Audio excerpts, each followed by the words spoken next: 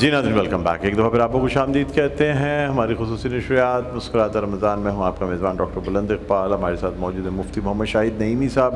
ماشاءاللہ خوبصورت انداز میں مختلف موضوعات پر بیان فرماتے ہیں. مختلف ٹی وی چینلز پہ بھی آپ نے ان کو دیکھا ہوگا. انہیں ہم خوش آمدید کہنا چاہیں گے. السلام علیکم، خیریت سے آپ؟ وعلیکم السلام، الحمدللہ. آپ بہت بہت شکریہ، آپ تشریف لائے. الحمدللہ. ناظرین اس کے علاوہ ہمارے ساتھ ایک اور بہت زبردست سے عالم دین موجود ہیں، صاحبزادہ افتخار عباسی صاحب، جنہیں ہم خوش آمدید کہنا چاہیں گے. السلام علیکم. وعلیکم السلام ورحمۃ اللہ. صاحبزادہ صاحب خیریت سے؟ الحمدللہ. بہت بہت شکریہ، آپ بھی تشریف لائے. اور ناظرین ہمارے ساتھ تشریف فرمائے جناب شکیل مدنی صاحب. ناظرین آج کی اس نشست میں ہم گفتگو کر رہے ہیں صلح حدیبیہ اور بیعت رضوان کے حوالے سے، کیونکہ ایک ایسی صلح جس میں مسلمانوں کو بظاہر تو جو ہے وہ سخت ترین شرائط کا سامنا کرنا پڑا، لیکن دراصل یہ مسلمانوں کے لیے فتح مبین ثابت ہوئی. اور جس طرح اللہ تعالیٰ نے سورہ فتح میں قرآن پاک میں ارشاد فرما دیا، تو یہ بات ثابت ہوئی آگے 2 سال کے بعد کہ یہی جو صلح ہے یہ پیش خیمہ بنی اس فتح کا جو مسلمانوں نے بڑی فتح حاصل کی، جو کہ فتح مکہ کی صورت میں مسلمانوں کو حاصل ہوئی. اور اس کے بعد ہر قسم کی مزاحمت، جنگیں، ہر چیز ختم ہو گئی عرب سے. بہرحال مفتی صاحب کیا فرمائیں گے سر صلح حدیبیہ کا پس منظر بتائیے گا، اور خاص طور پہ جو جن حالات میں صلح حدیبیہ لکھی گئی اور کیا واقعات ہوئے. الحمدللہ رب العالمین والصلاة والسلام علی رسولہ الکریم. اما بعد فاعوذ باللہ من الشیطان الرجیم. بسم اللہ الرحمن الرحیم. انا فتحنا لک فتحا مبینا. صدق اللہ العظیم. صلح حدیبیہ کے حوالے سے جو جنگ رونما ہوئی، اس کا پس منظر یہ تھا کیونکہ جنگ بدر کا جو معرکہ تھا وہ ہو چکا تھا.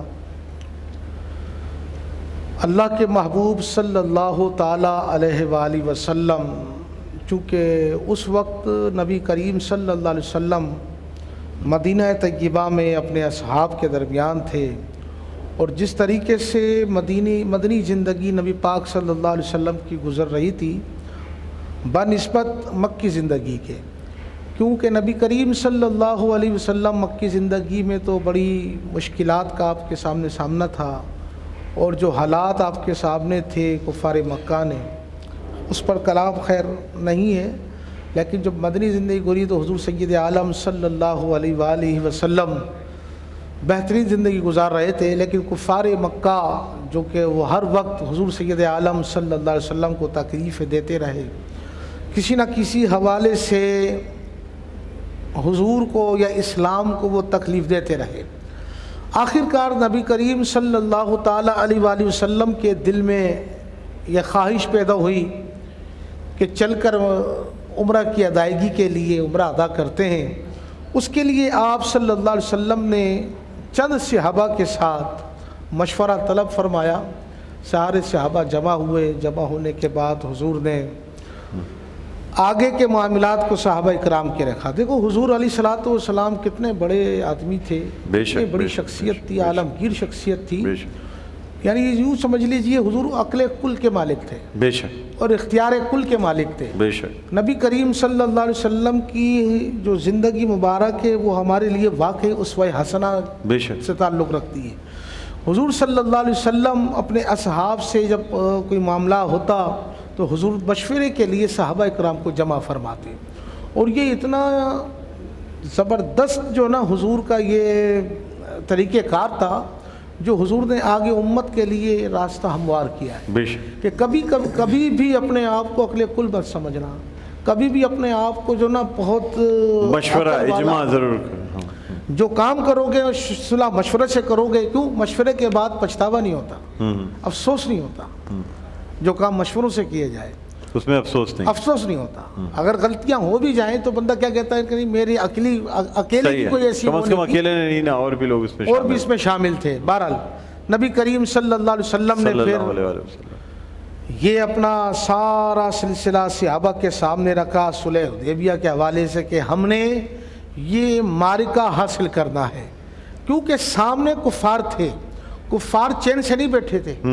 جو معاملات سرکار صلی اللہ علیہ وسلم کی جو جنگوں سے، کیونکہ 27 غزوات میں نبی رحمت صلی اللہ علیہ وسلم کا خود نفس نفیس آپ نے شرکت فرمائی ہے، تو کفاروں کو یہ بات تو چپتی تھی، نہ ان کے پاس سار و سامان ہے، نہ ان کے پاس کوئی جنگی آلات ہے، نہ ان کے پاس ایک افرادی قوت ہے، لیکن پھر بھی وہ ہم پر غالب رہتے ہیں، غالب آ گئے تھے۔ یہ کفاروں کے ذہنوں میں یہ بات بیٹھی ہوئی تھی، اور وہ یہ چاہتے تھے کہ کسی نہ کسی طریقے سے محمد عربی صلی اللہ علیہ وسلم کو توبہ نعوذ باللہ من ذالک نقل کفر نباشت کہیں نہ کہیں نیچا دکھائیں، کہیں نہ کہیں نیچا دکھائیں۔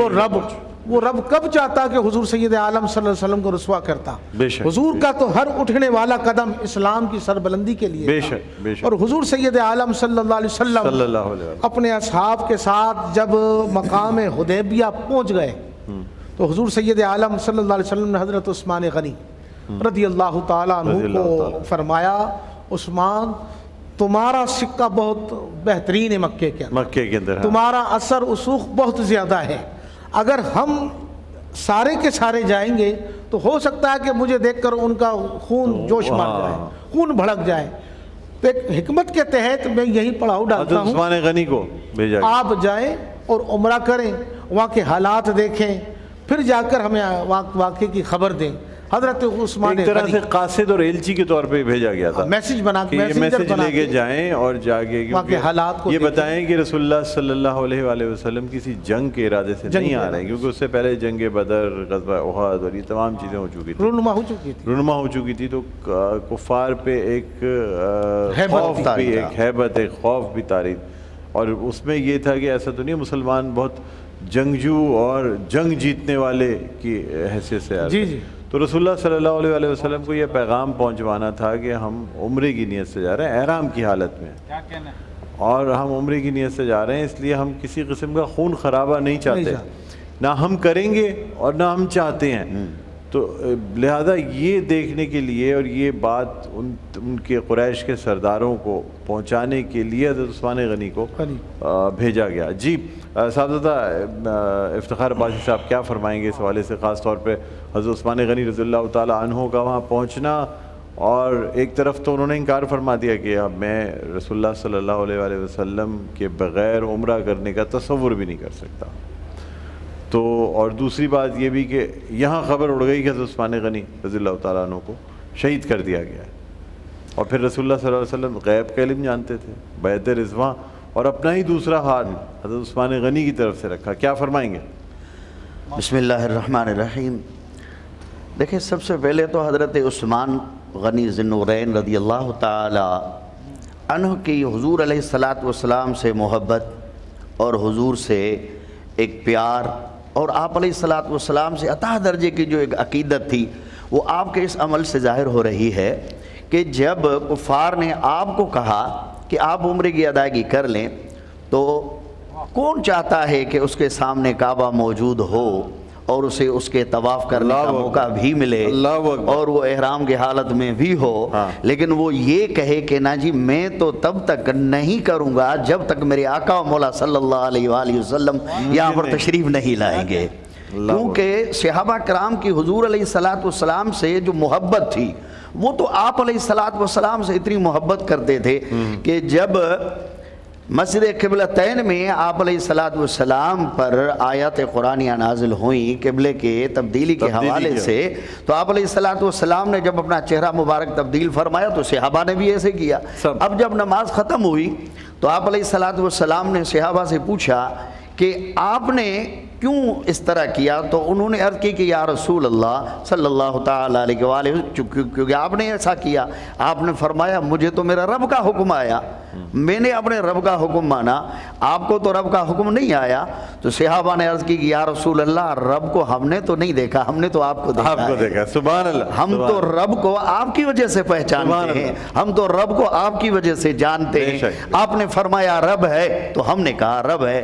تو اب یہاں پر بھی بیت اللہ شریف میں جب حضرت عثمان ذی النورین کو ایک پیشکش کی گئی تو آپ نے فرمایا کہ ایسا نہیں ہوگا کہ میرے آقا و مولا وہاں ہوں اور میں یہاں عمرہ کر لوں، میرے آقا و مولا وہاں انتظار میں ہوں اور میں طواف کر لوں عمرہ ادا کر کے وہاں. آپ نے فرمایا ایسا نہیں ہوگا، میں عمرہ تبھی کروں گا جب دو عالم کے سردار صلی اللہ تعالی علیہ وسلم تشریف آوری ہوگی. اور بلا شبہ جو آپ نے فرمایا کہ آپ علیہ السلام جو ہے وہ غیب داں تھے. اللہ تبارک و تعالیٰ نے آپ علیہ السلام کو بہت سارے علوم عطا فرمائے تھے. اور جس طرح ابھی آپ نے قصیدہ بردہ شریف میں بھی ایک وضاحت فرمائی کہ جو لوح و قلم کا علم ہے وہ تو آپ علیہ السلام کے علم کا کچھ حصہ ہے، یعنی کچھ حصہ ہے. لوح و قلم میں جو کچھ موجود ہے وہ جو نالج ہے نا وہ اس علوم کی ایک عشرہ عشیر کے برابر ہے جو رسول اللہ صلی اللہ علیہ وسلم کا علم ہے. بڑی خوبصورت بات آپ نے کی، بہت اچھا لگا کہ آپ نے اس بات کو نوٹ بھی کیا.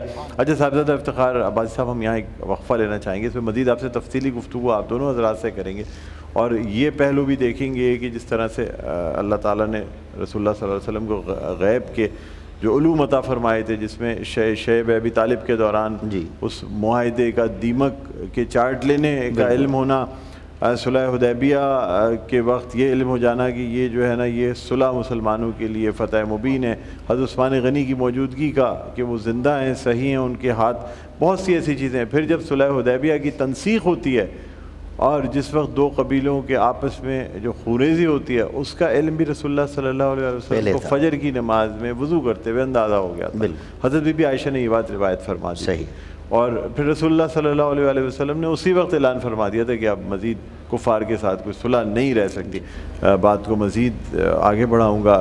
شاہد نعیمی صاحب یہ فرما دیجیے گا کہ جس طرح رسول اللہ صلی اللہ علیہ وسلم نے بیعت رضوان فرمائی اور پھر اس کا ذکر اللہ تعالیٰ نے قرآن مجید میں ارشاد فرما دیا، اور یعنی میں اس کا مفہوم پیش کر دیتا ہوں کہ اللہ تعالیٰ راضی ہو گیا ان سے. جو ہم رضی اللہ تعالیٰ عنہ کہتے ہیں تو وہ تو اللہ تعالیٰ نے قرآن مجید میں ارشاد فرما دیا کہ ببول کے پیڑ کے نیچے جتنے لوگ جو ہے وہ بیعت رضوان کر رہے تھے اللہ ان سے راضی ہو گیا. تو کیا فرمائیں گے؟ جی بالکل ڈاکٹر صاحب، جب یہ صلح حدیبیہ کے معاملات طے پا رہے تھے، اب حضرت عثمان غنی رضی اللہ تعالیٰ عنہ نے عمرہ ادا نہ کیا. وہاں ابو جہل کے جو جانوروں پر جو خادم تھا، اس کا نام آریہ بن حارب اس کا نام تھا، اس نے ابو جہل کے کان میں جا کر یعنی کہ اس وقت جو سرگنا جو ان کا سربراہ تھا اسے کہا کہ یہ عثمان غنی عمرے کی نیت سے نہیں آئے بلکہ یہ حالات حاضرہ کا جائزہ لینے آئے ہیں، پیچھے اس کے پیچھے لشکر ہے. اور جب دو چار اشخاص اس نے بھیجے تو دیکھا کہ حدیبیہ کے مقام پر گھوڑوں پر کچھ اشخاص سوار ہیں اور کچھ لوگ خیمہ لگا کر بیٹھے ہوئے ہیں. تو وہاں حضرت عثمان غنی کو انہوں نے بطور دعوت پیش کی اور اپنے حجرے میں لے کر گئے. اور لکھنے والوں نے یہ لکھا کہ عثمان غنی اس حجرے کے اندر کئی گھنٹوں ان سے مذاکرات کرتے رہے. باہر یہ افواہ اڑائی گئی کہ وہاں اندر شہید کر دیا گیا ان کو.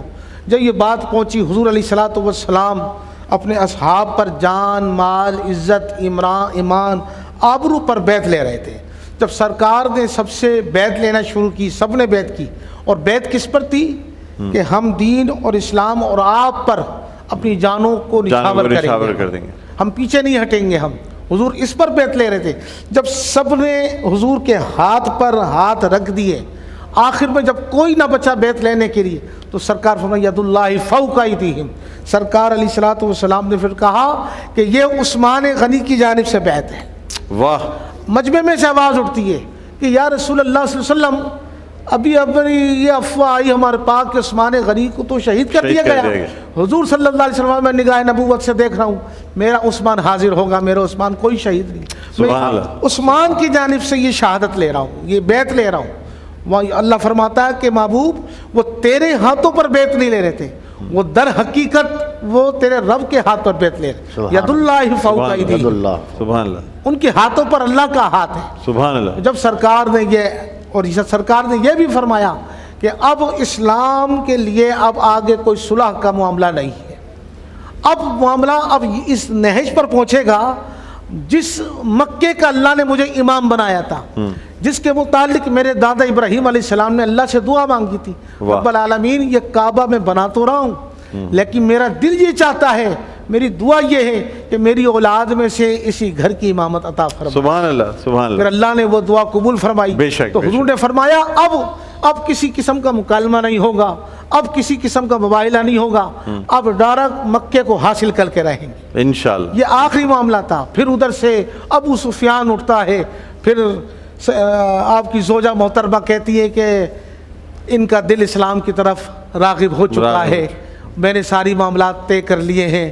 پھر سرکار صلی اللہ علیہ وسلم کلمہ پڑھاتے ہیں، مسلمان کرتے ہیں۔ حضرت سفیان کے ساتھ خالی وہ سفیان مسلمان نہیں ہوئے تھے بلکہ آپ کے قبیلے کے 9 اشخاص اسلام کی۔ جی جی بالکل بالکل بالکل ایسا ہی ہے۔ روایتیں مختلف ہیں، لیکن دیکھیں فتح مکہ کے بعد تو پھر تو ریزسٹنس، مزاحمت ختم ہو گئی، جی پھر سب نے ہتھیار ڈال دیے، اور چاہے وہ کوئی بھی ہو، حضرت ابو سفیان کیا، ان کی زوجہ ہندہ اور سب ایسے جابر قسم کے جو مشرکین تھے انہوں نے بھی ہتھیار ڈال دیے۔ اب یہ دیکھیں ہم جو ہے نا، جب بہت سی لوگ باتیں بھی کرتے ہیں یہ اللہ اور ان کا معاملہ ہے، اور ہم کسی بھی ایسے صحابی صحابی رضی اللہ تعالیٰ عنہ کی نیت پہ ہم نہیں شک کر سکتے، اس لیے کہ ہم یہ نہیں سوچ سکتے کہ شاید فتح مکہ کی وجہ سے سارے جو ہیں اس وقت کے کفار مکہ سب اسلام لے آئے، ایمان لے آئے۔ نہیں، دیکھیں اس وقت کے لوگ ایمان کی حالت میں جنہوں نے رسول اللہ صلی اللہ علیہ وسلم کی زیارت کر لی ہو، وہ ہم سے کئی ہزار گنا زیادہ بہتر ہیں، ہم تو وہاں تک پہنچ ہی نہیں سکتے۔ تو اچھا صاحبزادہ افتخار آبادی صاحب، آپ سے جاننا چاہوں گا کہ ابھی صلح حدیبیہ جو لکھی جا رہی تھی، تو جو قریش کے لوگوں نے جس شخص کو یہ صلح حدیبیہ کی ڈیٹیلز نکلی بھیجا تھا، بڑا سخت دل اور سخت گیر انسان تھا، اور وہ ہر بات پہ مسئلہ کر رہا تھا، یعنی بسم اللہ الرحمن الرحیم، اس نے کہا نہیں، ہم تو بسم کا اللہم، اس کے علاوہ یہ رحمان رحیم کو تم نہیں جانتے۔ یہ محمد رسول اللہ، اس نے کہا بھائی محمد رسول اللہ، اگر رسول اللہ محمد کے نام کے رسول اللہ لکھ، بات ہی ختم ہو گئی، ہمارا جھگڑا ہی ہے یہ۔ تو اچھا اب یہاں پہ ایک اور چیز یہ آتی ہے کہ جب رسول اللہ صلی اللہ علیہ وسلم نے حضرت علی کو حکم دیا کہ وہ رسول اللہ کے لیے حذف کر دو، انہوں نے انکار فرما دیا، انہوں نے کہا میں یہ نہیں۔ اچھا اب آپ دیکھیں ایک طرف کہا جاتا ہے رسول اللہ صلی اللہ علیہ وسلم امی تھے، لیکن آپ نے جو ہے وہ خود اس نشان پہ رکھا، انہوں نے کہا یہ کاٹتے۔ یہ بڑی بات ہے کہ یہ مطلب پڑھے لکھے بھی تھے، کیونکہ رسول اور نبی کی کوئی استاد نہیں ہو سکتا، امی اس حوالے سے تھے، امی اس حوالے سے، دنیاوی حوالے سے، دنیا میں کسی کے سامنے زانو تلمذ نہ ہوئے، یہاں تک کہ لوگ یہ کہتے ہیں کہ جبریل امین نے پڑھایا، نہیں، جبریل امین تو خادم تھے۔ اچھا اللہ کا نبی ہوتا ہی وہ جو اللہ کے بارگاہ سے ہر ایک علم لے کر بے شک بہت صحیح فرمایا آپ نے۔ صاحب افتخار بھائی صاحب، مجھے بتائیے گا کہ صلح حدیبیہ کے بعد کیا اثرات ہوئے جس کی وجہ سے مسلمانوں کو یہ فتح حاصل ہوئی، جس کی بشارت پہلے ہی اللہ تعالیٰ نے سورہ فتح میں دے دی تھی؟ دیکھیں پہلے تو جس طرح آپ نے ارشاد فرمایا کہ جب تحریر حضرت علی کرم اللہ وجہ الکریم نے تحریر فرمائی بسم اللہ الرحمن الشریف کے حوالے سے، یا آپ علیہ السلام کے کلمہ طیبہ کے حوالے سے، محمد الرسول اللہ کے جملے کے حوالے سے، تو اس پر آبجیکٹ ہوا کفار کی جانب سے کہ اگر ہم ان دونوں چیزوں کو مان لیں تو پھر تو جھگڑا ہی ختم ہو جائے۔ اور پھر حضور صلی اللہ تعالیٰ علیہ وآلہ وسلم کی یہ دور اندیشی تھی کہ آپ علیہ السلام نے خود اس کو حذف فرمایا، اور جس طرح انہوں نے کہا کہ جا کے صحابہ کرام کو یہ بات اچھی نہیں لگ رہی تھی، اور شرائط بھی جو اس میں تحریر ہو رہے تھے وہ ظاہری اعتبار سے مسلمانوں کے فیور میں نہیں تھے۔ یہاں تک کہ اگر آپ کا کوئی بندہ مدینہ منورہ شریف میں آ جائے تو آپ نے اس کو واپس کرنا ہے، اور پھر اگر مدینہ منورہ والوں کا، مسلمانوں کا کوئی بندہ مکہ شریف آئے تو بے شک آپ اس کو واپس نہ کریں۔ اس طرح سے شرائط ایسے تھے کہ ظاہری اعتبار سے وہ صحابہ کو ناگوار گزر رہے تھے، لیکن آپ علیہ السلام کی یہ حکمت تھی جو اللہ تبارک و تعالی نے آپ کو عطا فرمائی تھی، اور یہ غیب کا علم بھی تھا کہ آپ علیہ السلام کو پتہ تھا کہ آگے چل کر اس تحریر کا کیا ہونا ہے، اور آگے چل کر یہ تحریر کس طرح سے ختم ہو جانی ہے۔ ہے اور پھر آگے چل کر کے جو ہے فتح مبین بھی فائنل ہو جانی ہے، تو حضور صلی اللہ علیہ وسلم ان کی سب باتیں مانی، لیکن حکمت میرے آقا علیہ السلام جانتے تھے، کیونکہ جیسے آپ نے فرمایا، مفتی صاحب نے فرمایا کہ اللہ تبارک و تعالی نے آپ کو امی بنا کر بھیجا ہے، الرحمن علم القرآن، اللہ نے خود اپنے محبوب علیہ السلام کو علوم عطا فرمائے، اور محبوب علیہ السلام یہ مستقبل کے زمانے کے آگے کے سارے علوم جانتے تھے کہ کیا ہونا ہے، اور آپ علیہ السلام وہ لکھواتے گئے جس طرح وہ کہتے گئے، اور دنیا نے دیکھا کہ اس وقت تو چجائے کے کب لوگ تھے، لیکن جب 10,000 کا لشکر لے کر آپ علیہ السلام وہاں پر پہنچے تو وہ جس طرح آج کل کہتے ہیں کہ ایک درخت کا پتا بھی نہیں ٹوٹا، اور اتنا بڑا جو ہے بیت اللہ شریف کا شہر مکہ شریف بھی فتح ہو گیا۔ تو یہ آپ علیہ السلام کی بہت بڑی بصارت اور بصیرت تھی کہ آپ علیہ السلام نے منون وہ جس طرح کہتے گئے آپ لکھواتے گئے۔ اچھا، اس میں ایک حکمت یہ بھی تھی نا کہ چلیں مسلمانوں کو واپس کر دینا، ایک دفعہ کفار میں سے کوئی آ جاتا تھا، وہ جب وہ مشرف و اسلام ہو جاتا، ایمان لے آتا تھا، پھر وہ جا کے اپنے تبلیغ کرتا تھا کہ بھائی بہت اچھے لوگ ہیں، اس سے بڑے لوگ مسلمان ہوئے۔ یہ ایک حکمت تھی نا، جی بہت بڑی حکمت، لوگ سمجھ رہے تھے بظاہر ایسا تھا کہ مسلمانوں کہ ہم اس کو واپس نہ کریں، حضور کیوں فرماتے ہیں، لیکن یہ تو بہت زبردست قسم کی جو حکمتیں تھیں، اور جس طریقے سے یہ آگے جا کے ثابت ہوا، اور پھر رسول اللہ صلی اللہ علیہ وسلم نے جو حکمت عملی اختیار کی، مختلف فرما رواؤں کو خطوط لکھ دیے، ایک تمام جتنے حلیف قبائل تھے وہ سب جگہ جگہ سے، مدینے سے مکے کے راستے میں تمام قبیلے جمع ہوتے گئے۔ ایسے شروع میں کسی کو اندازہ نہیں تھا کہ رسول اللہ صلی اللہ علیہ وسلم کیا تیاری فرما، بالکل، اور نہ کسی نے پوچھا، نہ کسی کی اتنی ہمت اور جرت ہوتی تھی کہ رسول اللہ صلی اللہ علیہ وسلم سے یہ دریافت کر سکے کہ آپ کیا کرنے جا رہے ہیں، آپ کا کیا ارادہ ہے۔ رسول اللہ صلی اللہ علیہ وسلم جب سفر پہ نکلتے تھے، بس انہوں نے کہا سفر پہ چلنا ہے، اور وہ تمام لوگ اور جنگی ساز و سامان بھی تیار کر دیں۔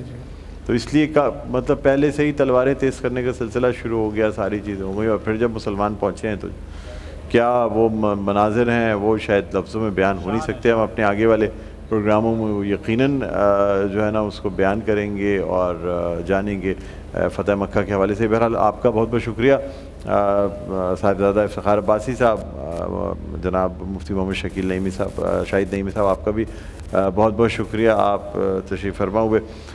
شکیل مدنی صاحب ہمارے ساتھ موجود ہیں۔ شکیل مدنی صاحب، آپ سے درخواست کروں گا مختصراً چند اشعار پیش فرما دیں نعت رسول محمد صلی اللہ علیہ وسلم۔ بڑے سلیقے کے ساتھ ہوتی ہے پیش میری حضوری، سبحان اللہ، درود پڑھتی ہیں میری سانسیں، سلام کرتی ہیں میری آنکھیں، درود پڑھتی ہیں میری سانسیں، سلام کرتی ہیں میری آنکھیں، یہ صرف آنسو نہیں ہے میرے جو قطرہ قطرہ چھلک رہے ہیں، یہ ایک انداز گفتگو ہے، کلام کری ہے میری آنکھیں، یہ ایک انداز گفتگو ہے، کلام کری ہے میری آنکھیں، نہ کوئی رہبر نہ کوئی ساتھی، نہ کوئی ذات سفر ضروری، سفر مدینے کا بے سہارا تمام کر کری ہے میری آنکھیں درود پڑھتی ہے میری سانسیں سلام کر کری ہیں میری آنکھیں. سبحان اللہ جزاک اللہ. بہت شکریہ شکیل مدنی صاحب آپ کا. مفتی محمد شاہد نعیمی صاحب آپ کا بہت بہت شکریہ, اور صاحبزادہ افتخار عباسی صاحب آپ کا بہت بہت شکریہ. ایک وقفے کے بعد دوبارہ بھی خدمت میں حاضر ہوں گے. ہمارا کوئی سیگمنٹ علم و آگہی ہوگا, کہیں نہ جائے گا. دیکھتے رہے نشریات مسکراتا رمضان ڈاکٹر بلند اقبال کے ساتھ.